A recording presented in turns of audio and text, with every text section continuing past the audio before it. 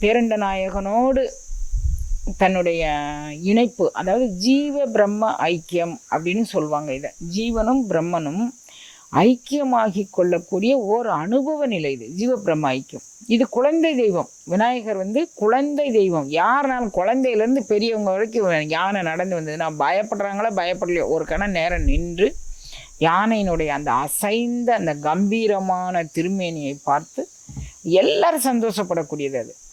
அப்போ அந்த அசைந்த திருமேனி, அந்த கம்பீர திருமேனியை பற்றிய பாடல் இது. குழந்தையிலேருந்து பெரியவங்க வரைக்கும் இதை படிங்க. இது நவரத்தினங்களும் அடங்கிய ஒரு பெட்டகம். அது என்றாவது ஒரு நாளைக்கு உங்களுக்கு சாவியை கையில் கிடச்சிரும். இந்த பெட்டகத்தை நீங்கள் கையில் வச்சுக்கிட்டிங்கன்னா சாவி கிடைக்கும் போது அதை போட்டு ஓப்பன் பண்ணி நீங்கள் பார்த்துக்கலாம்.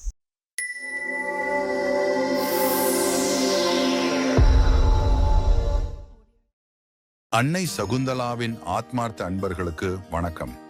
ஞானத்தையும் அருளையும் வாரி வழங்கும் பதஞ்சலி வியாக்கிரபாதர் மந்திர வகுப்பு பற்றி ஓர் உன்னத அறிவிப்பு.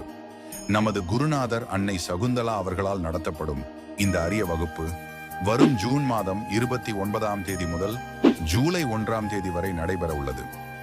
சித்தர்களின் தவ வலிமையையும் பதஞ்சலி வியாக்கிரபாதரின் ஞான ரகசியங்களையும் கற்றுணர ஓர் பொன்னான வாய்ப்பு இது. நரம்பியல் சீரமைப்பு மற்றும் மூச்சு கட்டுப்பாடு சீரமைக்க உதவுகிறது.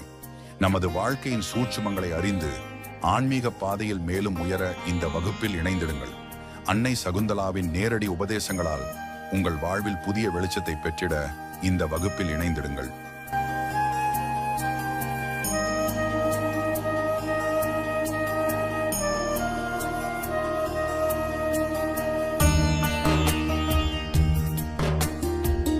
இன்று விநாயகர் அகவல் நம்ம பார்க்க இருக்கிறோம். விநாயகர் அகவலில் நம்ம என்ன பார்க்க இருந்தாலும் அது முழுமையாக பார்த்ததாக அது அனுபவ பாடம். அந்த அனுபவத்தில் அவங்க என்ன அனுபவிச்சாங்க அப்படின்னா, சாதாரணமாக திருமூலர் திருமந்திரத்தில் சொல்கிறார், தாய் தன் மணாளனோடு ஊடாடிய சுகத்தை தன் மகற்கு கூறுமாறு என்றால் எங்கனம் கூறுமாப்பார். இதையே உலகியல்ல பஞ்சபூதங்களால், பஞ்ச பொறிகளால், பஞ்ச புலன்களால் ஆன இந்த இதையே சொல்ல முடியாது அப்படின்னா வேற எண்ணத்தை போய் நம்ம சொல்லிட முடியும் அப்படின்னு நீங்கள் நினச்சி பாருங்கள். இது பேரண்ட நாயகனோடு தன்னுடைய இணைப்பு, அதாவது ஜீவ பிரம்ம ஐக்கியம் அப்படின்னு சொல்லுவாங்க. இதை ஜீவனும் பிரம்மனும் ஐக்கியமாகி கொள்ளக்கூடிய ஓர் அனுபவ நிலை இது ஜீவ பிரம்ம ஐக்கியம். இதுவும் உலகியலுக்கு இதை சொல்லணும் அப்படின்னு சொன்னால் எப்படி அந்த உலகியல் அறிவாளர்களுக்காக வேண்டி அவங்க அனுபவிச்ச ஒன்றை சொல்லி தானே நம்ம சொல்ல முடியும். எங்கேயோ ஒரு இடத்துல இப்போ சந்திராயன், அப்புறம் ஆதித்யா, இதெல்லாம் பற்றி சொல்லணும்னா நமக்கு புரிகிற மாதிரி அவங்க ஒரு டெக்னாலஜியை கொண்டுட்டு சாதாரண ஜீவர்களுக்கும் புரிகிற மாதிரி அந்த விஞ்ஞானிகள் சொல்கிற மாதிரி நம் விஞ்ஞானிகள் சூரியன்னா என்ன, சந்திரன்னா என்ன, அப்புறம் என்னை உயிர் உணர்வுனா என்ன, உடல் உணர்வுனா என்ன அப்படின்னு தனித்தனி அக்கு வேறு ஆணி வேறு அந்த சிப்பை பிரித்து போட்டு மேய்ஞ்சு சொல்கிறாங்க. பிரித்து மேய்கிறது அப்படின்னு நம்ம ஏரியாவில் ஒன்று சொல்லுவாங்க. இந்த உடற்கூரை பிரித்து மேய்ந்து நமக்கு சொல்கிறாங்க. எதை நம்ம பிரிக்கிறது மேய்கிறது? ஆமாம், இது பிரித்து மேய்ந்து சொல்லும் ஓர் ரகசியம். எப்படி பிரிக்கிறது, எப்படி மேய்கிறது, அதுதான் இறைவனுடைய திருக்கரணை. பிரித்து மேயும் ஒரு ரகசியத்தை சொல்கிறாங்க. அது என்ன வகையில் சொல்கிறாங்க, எப்படி சொல்கிறாங்க அப்படிங்கிறத நாம் அனுபவிச்சால் ஒழிய நமக்கு அது தெரியாது. ஒரு திணையத்தனை நம்ம அனுபவிச்சாலும் போதும், அதை கொண்டுக்கிட்டு நம்ம டெவலப் பண்ணிக்கலாம். இது இப்படி இருந்துச்சுன்னா இது கடந்தது எப்படி இருக்கும், இது இப்படி இருந்துச்சுன்னா இது கடந்தது எப்படி இருக்கும், அப்படியே நம்ம ஒவ்வொரு ஸ்டேஜாக நம்ம போயிட்டே இருக்கலாம். அதனால் இப்போ இறைவன் தனக்கு எவ்வாறு வந்தான் அப்படிங்கிறத அந்த அம்மா சொல்கிறாங்க. அருளனுபவ பேர் நாம் தேடி சென்று கல்பகோடி காலம் தேடி சென்றாலும் பெற முடியாது. பின்ன ஊன் நாடி நாடி உலகவர் முன்னே இந்த இறைவன் தான் ஆட்கொள்ளக்கூடிய அடியவர்களை எப்படி ஆட்கொள்கிறான், அது ஒரு அற்புதமான தேனாடு கொன்றை சிவபெருமான். அதாவது அவனுடைய சிரசில் என்ன அணிஞ்சிருக்கிறான், தேனாடு கொன்றை. அந்த தேன் பிழிற்றக்கூடிய கொன்றை மேலே அணிஞ்சிருக்கிறான். தேன் பிழிற்றுமாமா அப்படின்னு சொன்னால் அதுக்கு தலையில் அணிஞ்ச கொன்றையில் அது ஒரு அருள்நிலை. தேனாடு கொன்றை சிவபெருமான் எனக்கு எப்படி வந்தான்? ஊன் நாடி நாடி வந்தான். நான் போய் தேடி போல கண்ணே. அவையம்மா சொல்கிறாங்க, நான் தேடி போலப்பா, அவன் ஊன் நாடி நாடி வந்தான். ஊன் நாடி 3 மண்டலத்தின் முட்டியதூனை நான்று எழுபாம்பின் நாவில் உணர்த்தேன். நாவில் உணர்த்துறாங்க. நாவில் என்ன? நாவு மிக நுட்பமான ஒரு பொருள். நான் இப்போ உங்கள்கிட்ட சொல்லிட்டு வர்றது முழுமையாக நான் அகவலுக்குள்ளே போகலை. அதில் உண்டான ஒவ்வொரு சின்ன சின்ன வார்த்தைகள். நான்று எழுபாம்பின் நாவில் உணர்த்தி. அம்மா முதல்ல மானுடர்களை வர்ணிக்கணும்னா தலையிலேருந்து கேசம் வரைக்கும் வர்ணிப்பாங்க. தெய்வத்தை வர்ணிக்கணும்னா காலிலேருந்து தலை வரைக்கும் வர்ணிப்பாங்க. அதுதான் நம்மளுடைய சம்பிரதாயம், சனாதன பாரம்பரிய பாரத கலாச்சாரம். சனாதன பாரம்பரிய பாரத கலாச்சாரம். தெய்வத்தை எப்படி நம்ம பார்க்கணும் அப்படின்னு சொன்னால் காலிலேருந்து தலை வரைக்கும் பார்க்கணும். சீதை ராவணேஸ்வரன் தூக்கிட்டு போயிட்டாரு. சீதை தன்னுடைய அணிகலன்கள்லாம் எடுத்து கீழே போடுறான். இதுதான் சீதையோட அணிகலனா அப்படின்னு ராமருக்கு ஒரு சந்தேகம். அதை லக்ஷ்மணர்கிட்ட கேட்குறாரு, குழந்தை இது உங்கள் அன்னிக்குள்ளே தான் எனக்கு பார்த்து சொல்ல அப்படின்னு அவர் கேட்குறாரு. அது இது எனக்கு தெரியல, இது எனக்கு தெரியல, இது எனக்கு பாதச்சிலம்பை பார்த்த உடனே இது அண்ணியோட தான் எனக்கு தெரியும் அப்படின்னு சொல்கிறான். அப்போ எப்படிப்பா இதை கண்டுபிடிச்ச அப்படின்னா, அண்ணியார் எனக்கு முன்னால் நடந்து போவாங்க, நான் அவங்க பின்னால் நடந்து போகும்போது அந்த பாதத்தை கவனித்து கொண்டே நடப்பேன். அந்த பாதம் தேவியினுடைய பாதம், என்னுடைய தேவன் நீங்கள், தேவியினுடைய பாதத்தை தான் பார்க்கணுன்னு விதி இருக்குது. எப்படி இது நம்மளுடைய கலாச்சாரம், எப்படி எப்படி ஒரு பாடல்கள்லாம் பார்த்து அருவருக்கத்தக்க பாடலை கொண்டுட்டு வராங்க, நாமளும் அதை ரசிக்கிறோம் அப்படின்னா எவ்வளோ கேவலத்தனமாக இருக்குது பாருங்கள். நம்ம ரசிக்க போய் தான் அந்த மாதிரி ஒரு அருவருக்கத்தக்க பாடல் எடுத்தால் நாம் அதை க்ளோஸ் பண்ணிட்டோம்னா திரும்ப நம்ம ரசனை இதுதான்னு சொல்லி தானே அவங்க நினச்சிக்கிறாங்க. எப்படி நம்மளுடைய சனாதன பாரத கலாச்சாரம் எப்படி இருந்திருக்கு? பாதச்சிலம்பொலி, அந்த பாதச்சிலம்பொலியை நான் பார்த்தேன் அப்படின்னு சொல்கிறாங்க. அப்போ இந்த அருள் அனுபவம் அம்பாள் அவையம்மாள் விநாயகர் கடவுளை பார்க்குறாங்க. பாதாதி கேசம் வர்ணனை பண்ண வேண்டியது தான் முறை. ஆனால் அம்மா பார்த்த உடனே ஒரு அருள்நிலைக்கு மூழ்கிறாங்க. அவங்க அருள்நிலைக்கு மூழ்கின பிறகு பாதத்தை வர்ணிக்கதா தலையை வர்ணிக்கதா தனக்கு அவர் சொல்கிற பாருங்க, நாவில் உணர்த்து. நாவில் நின்று உணர்ந்த அந்த அனுபவத்தை உணர்த்துற. எதை உணர்த்துறது அவளுக்கு தெரியல. ஒன்று கண்ணென்ன கேளிர்வரின் புலைப்பேன் கொல்லோ புல்லுவேன் கொல்லோ. வள்ளுவர் சொல்கிறார், புலைப்பேன் கொல்லோ புல்லுவேன் கொல்லோ. என்னுடைய தலைவன் அவன் தேடி வந்திருக்கிறான், நான் தேடி போகலை. ஊன் நாடி நாடி உலகவர் முன்னே ஒரு அங்கீகாரம் கொடுக்குறான். நான் தெரியாமல் வந்துட்டு போகிறதுக்கு நான் என்ன கள்ளனடா? உனக்கு இந்த அருள்நிலையை நான் கொடுக்குறேன். நான் கள்ளன் தான். யாருக்கு? ஓராதார் உள்ளத்துள் ஒழிக்கும் மொழியான்.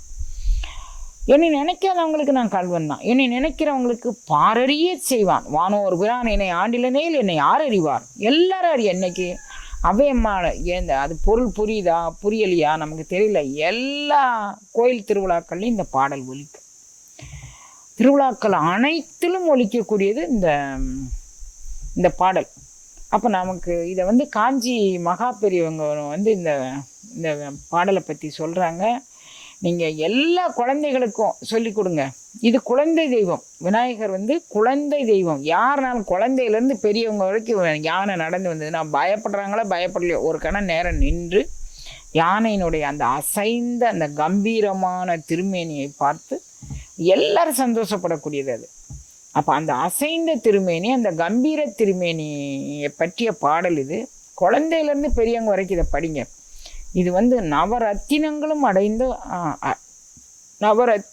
அடங்கிய ஒரு பெட்டகம். அது என்றாவது ஒரு நாளைக்கு உங்களுக்கு சாவியை கையில் கிடச்சிரும். இந்த பெட்டகத்தை நீங்கள் கையில் வச்சுக்கிட்டிங்கன்னா சாவி கிடைக்கும் போது அதை போட்டு ஓப்பன் பண்ணி நீங்கள் பார்த்துக்கலாம். அப்படி சொல்கிறார் அவர். பெருமானும் இதை தானே சொல்கிறார், பெட்டி இதில் உலவாத பெரும் பொருள் உண்டு, இது திறக்கும் பெரும் திறவுகோலும் உண்டு, இது நீ பெருக என்று.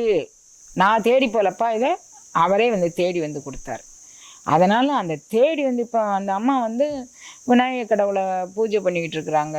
நம்ம உடல் கூறுக்குள்ளே இவ்வளோ ரகசியம் இருக்கும், அது இதுன்னு அந்த அம்மாவுக்கு எதுவும் தெரியாது.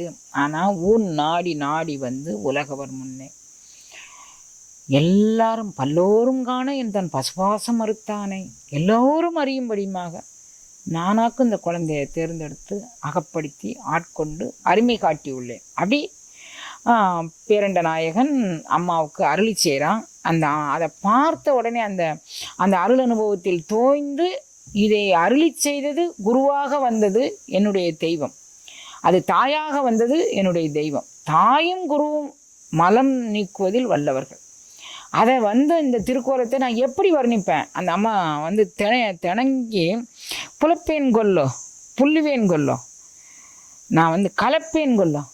இந்த அருள் அனுபவத்தில் அப்படி தோன்றி அப்படியே நின்றுட்டோம். இந்த அருள் அனுபவம் கிடைச்சா மணிக்கணக்கில் நம்ம அதில் நின்று அப்படியே மௌனத்தில் கரைஞ்சிட வேண்டியதான் குழந்தைங்க. அதில் திரும்ப இப்படி கதை சொல்லிக்கிட்டு இருந்த கதை சொல்லியா நம்ம கதை சொல்லியா புராணங்கள் பேச, இது எவ்வளோ பெரிய மௌன அனுபவம். கலப்பேன் கொள்ள அப்படி கலந்து கரைஞ்சி அப்படியே போயிடணும், அதில் மிச்சமில்லாமல் போயிடணும். அப்படி ஒரு அனுபவம் அதை அந்த அம்மா பெற்றுக்கிட்டாங்க. திரும்ப நமக்கு தருவதற்காக வேண்டி இறைவன் ஒரு கருணை பண்ணான். என்ன கருணை?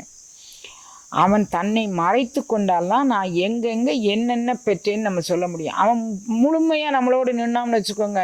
இப்போ எல்லாரும் கதறி கதறி அழுகுறாங்க. நீங்கள் ஆழ்வார்களை பார்த்துக்கிட்டீங்கன்னா, நாயன்மார்களை பார்த்துக்கிட்டீங்கன்னா, என்று கொல்லோ என் பொல்லாமணியை புணவது என்று.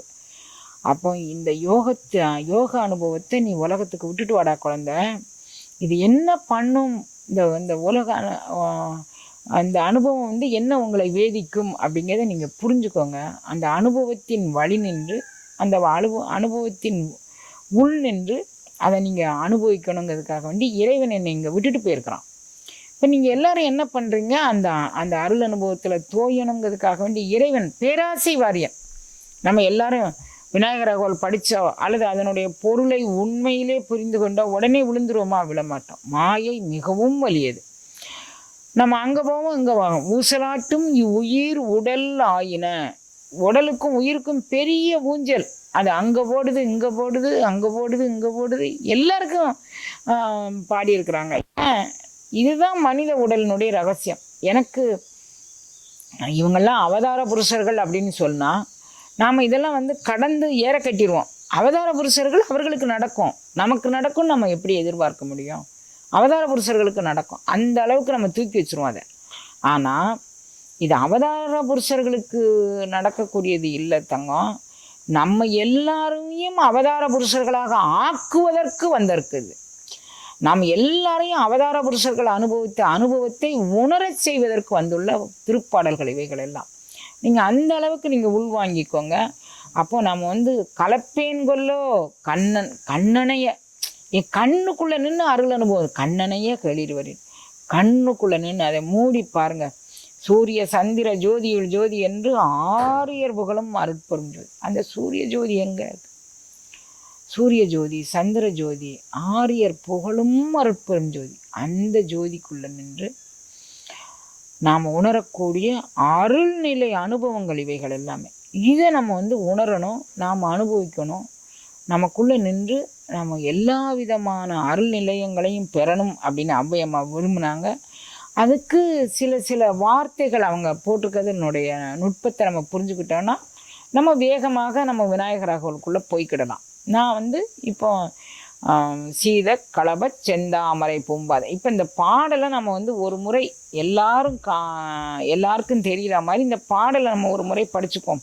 இந்த பாடலை படிச்சுக்கிட்டோம்னா இது நாம் அந்த அந்த இதுக்குள்ளே போகும்போது இங்கே தான் பாடல் இருக்குது, இந்த பாடலினுடைய சாரத்தை தான் நம்ம பார்க்குறோம் அப்படின்னு நம்ம தெரிஞ்சுக்குவோம். அப்போ நம்ம பாடலினுடைய தன்மையை நம்ம புரிஞ்சுக்குவோம்.